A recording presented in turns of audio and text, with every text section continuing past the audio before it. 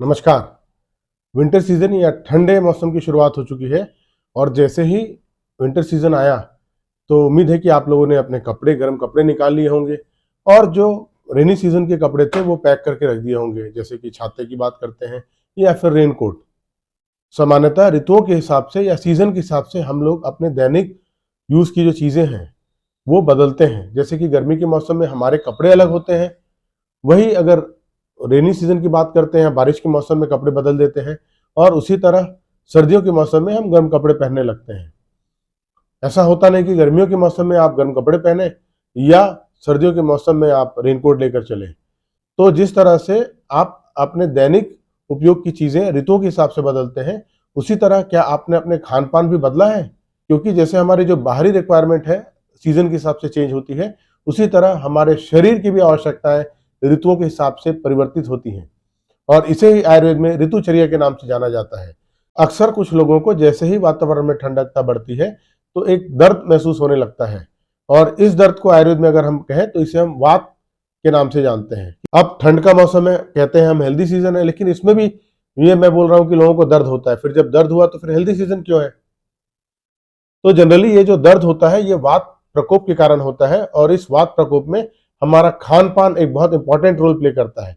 अगर हमारी diet proper होगी, हमारा रूटीन प्रॉपर होगा तो देखेंगे कि आपको किसी प्रकार के वात से रिलेटेड कोई प्रॉब्लम नहीं होगी।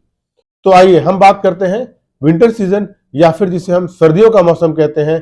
इसमें आयुर्वेद क्या कहता है, हमारा खान पान कैसा होना चाहिए, हमारी ऋतुचर्या कैसी होनी चाहिए और अगर आपको इस ऋतु में किस तरह रहना है इसकी जानकारी होगी तो इसमें भी कोई शक नहीं कि आप इस ऋतु का भी आनंद उसी तरह उठा लेंगे जिस तरह पहले की ऋतुओं का भी आनंद आपने उठाया है।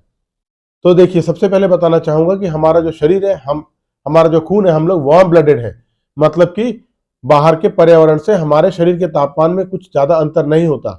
गर्मियों के मौसम में जब बाहर गर्मी होती है तब भी हमारा एक निश्चित तापमान होता है शरीर का और उसी तरह ठंडियों के मौसम में भी जब बाहर का तापमान कम होता है तब भी हमारे शरीर का तापमान एक नियत अमाउंट में रहता है। तो जब ठंडियों के मौसम में बाहर का तापमान कम होता है तब हमारे शरीर को अतिरिक्त ऊर्जा चाहिए होती है अपने एक शरीर के निर्धारित तापमान को बनाकर रखने के लिए।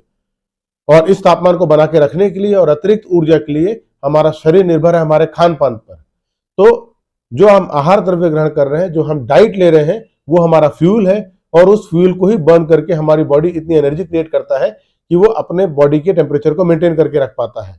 और इसी सीजन में अगर आपने अपने डाइट को लेकर प्रॉपर ध्यान नहीं दिया तो होता क्या है कि आपकी बॉडी को तो एनर्जी चाहिए क्योंकि उसको टेम्परेचर मेंटेन रखना है, पर अगर आपने डाइट प्रॉपर नहीं लिया और अगर आपके पास एक्सटर्नल एनर्जी का सोर्स नहीं मिलेगा तो आपकी बॉडी क्या करेगी, इन इंटरनल सोर्सेज से एनर्जी लेने लगेगी और जब आपके शरीर के धातुएं जो है इससे एनर्जी लेंगी तो आपके शरीर में वात का प्रकोप होगा।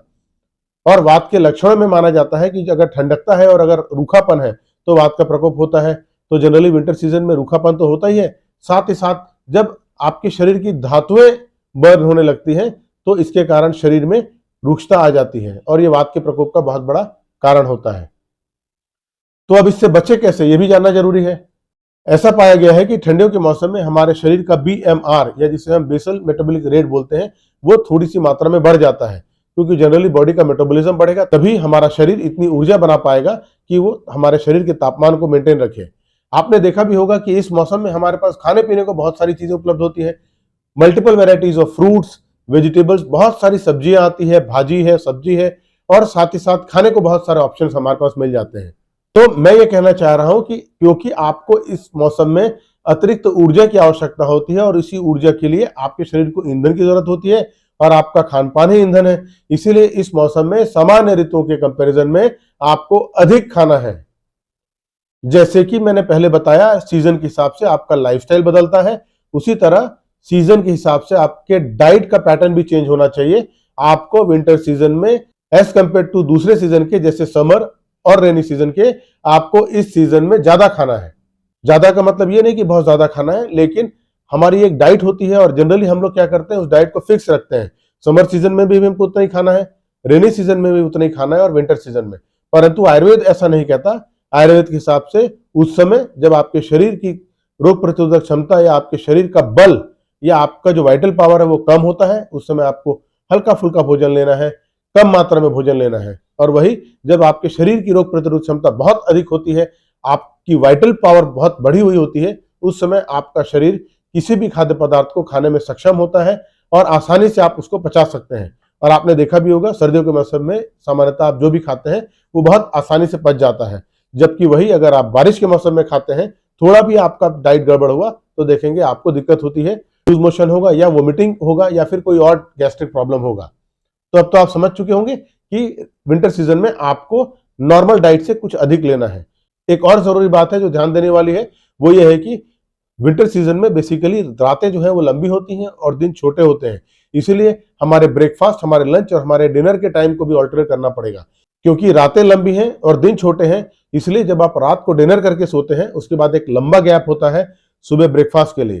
तो विंटर सीजन में आपको ब्रेकफास्ट थोड़ा जल्दी करना चाहिए और उसके बाद लंच और उसके बाद डिनर, बहुत शॉर्ट पीरियड में आपको ब्रेकफास्ट, लंच और डिनर ये फ्री करना है। और डिनर के बाद एक लंबा पॉज आ जाता है रात, तो पूरी रात के बाद आपको ब्रेकफास्ट अर्ली करना है, ये ध्यान देंगे। और साथ ही साथ ये भी कहना चाहूंगा कि इस सीजन में आपको, मैंने कहा कि क्योंकि आपका डाइट प्रॉपर नहीं होता इसलिए आपके शरीर में वात का प्रकोप होता है। अगर आप वात के प्रकोप की बात करते हैं तो मैं आपको 3 फूड के टेस्ट बता रहा हूं, उन टेस्ट से रिलेटेड जो भी आपको डाइट मिलता है उसको खाइए, आपका वात का प्रकोप भी नहीं होगा और आप इस सीजन में भी बहुत कंफर्टेबल रहेंगे। तो वो 3 जो टेस्ट वाली फूड है वो है मीठा। आप मीठा खा सकते हैं, मीठे में आप जो भी मीठा पसंद करते हैं, डेयरी प्रोडक्ट यूज करते हैं, वो सब कुछ मीठा खा सकते हैं। हलवा है, बहुत सारे पकवान मिलते हैं, जो भी खाना है आपको वो मीठे चीजें खाइए। दूसरी जो बहुत जरूरी चीज है वो है खट्टे खाद्य पदार्थ। अब खट्टे की जब बात करता हूं तो जनरली ठंडे मौसम में लोग खट्टा खाना बंद कर देते हैं। आप देखे होंगे नेचर की अगर हम बात करते हैं, प्रकृति में सबसे ज्यादा खट्टे फल हमको इसी ऋतु में मिलते हैं। विंटर सीजन में आपको संतरे भी मिलेंगे, नींबू में भी मिलेगा, अनार भी मिलता है और एक जरूरी चीज है डेयरी प्रोडक्ट में दही। तो दही को लेकर वीडियो मेरे ऑलरेडी है, पर फिर से यहां शॉर्ट में बताऊंगा। दही की तासीर गर्म होती है और दही खट्टे रस वाला खाद्य पदार्थ है, इसीलिए आपको विंटर सीजन में दही खाना है। समर सीजन में दही आपको नहीं खाना है, लेकिन विंटर सीजन में दही खाना है। हर बार ये कह रहा हूं, बार बार कह रहा हूं आपसे कि ठंडे के मौसम में आप दही जरूर खाइए, ये आपके शरीर को स्वस्थ रखने में मदद करेगा। एक और जरूरी चीज है कि दही है जो ये पचने में भारी होती है और विंटर सीजन में हमारा डाइजेस्टिव फायर बहुत अच्छा होता है, इसलिए आप कितनी भी मात्रा में दही खाएंगे वो आप आसानी से पचा सकेंगे। इसके अलावा अगर और खान पान की बात करते हैं तो अगर आप नॉनवेज के शौकीन हैं तो आप नॉनवेज भी खा सकते हैं। नॉनवेज में आपको जो कंफर्टेबल है वो खा सकते हैं, लिमिटेड अमाउंट में खाना है, बहुत ज्यादा नहीं खाना है।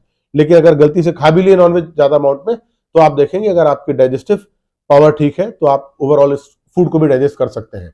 इसके अलावा एक और जरूरी चीज है कि अगर आप वेजिटेरियन हैं और आप भी इसी तरह कुछ स्पाइसी और ऑयली फूड खाना चाहते हैं तो आप उड़द दाल खा सकते हैं, उड़द की दाल खा सकते हैं या उड़द दाल के बड़े या फिर उड़द दाल से रिलेटेड कोई भी पकवान खाइए, क्योंकि ये पचने में भारी होती है। और साथ ही साथ मैंने बोला उड़द दाल के बड़े, तो इस सीजन में क्या करना है, इस सीजन में आपको मीठा, खट्टा और नमकीन तो खाना ही है, लेकिन साथ ही साथ आपके डाइट में तेल और घी भरपूर मात्रा में होनी चाहिए, क्योंकि बॉडी में रुक्षता होती है, ड्राइनेस होता है। इसके अलावा वात का भी प्रकोप होता है, तो वात को शांत करने के लिए आपको ऑयली फूड्स का उपयोग करना है।